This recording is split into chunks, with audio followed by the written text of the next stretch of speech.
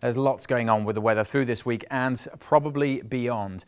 Different types of disruptive weather are possible across different parts of the UK at different times. So let's try and break it down. The main culprit for this wintry weather is actually going to be one weather front, which is rather counterintuitively a warm front, but it's reintroducing mild air and also some wet weather over what is already cold conditions across much of the UK, and it's where they meet that we're likely to see some problems. Now, the first issue is the wet weather coming in through the night across parts of Northern Ireland. The rain is likely to be quite heavy at times and last well into Wednesday. So that's one area for concern. The heavier bursts coming in here, and it's not just here also, but parts of North Wales, Northwest England also likely to see some fairly heavy rain. And as the mild air arrives, well, that will melt any snow that's over the hills and mountains, and that could also contribute to some disruption. So we have a rain warning in force for parts of Northern Ireland.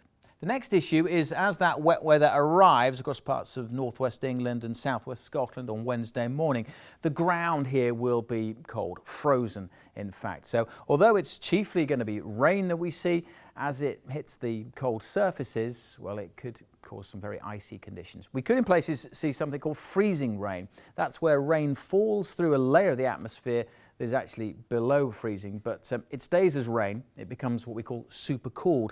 And as it hits the ground, it then freezes instantly, creating an ice rink and treacherous conditions on the roads. It's quite a rare phenomenon across the UK, but there is the potential for that on Wednesday morning, especially over higher parts of the M6 and the M8. After that, we're mostly then concerned about snowfall. Now, initially it will be mostly rain that we see, but over the hills we'll start to see some snow falling during Wednesday, particularly across the hills and mountains of Scotland. And then through the evening and overnight, more snow is expected to come down over the hills of northeast England, southern and eastern Scotland. Now, it will be chiefly hills, but it's finely balanced whether we see rain, sleet or snow at low levels, and we could easily see a few centimetres of snow down to low levels in some locations. That snow may well pep up again through the early hours of Thursday morning. Again, the main areas at risk: eastern, central and southern Scotland, along with northeast England. You can see there the mountains really being picked out by the computer models where we're expecting the snow, but even to low levels, as I said, there could be a few centimetres in places. Then, as we go through Thursday, the wet weather, that weather front has kind of ground to a halt, but the colder air sinks south, and we could start to see a little bit more in the way of snow further south, say through parts of Lincolnshire, maybe even a bit further south from that too. So, as I say, lots going on, lots to keep an eye on. It's always in the balance with snow and rainfall of this type of weather.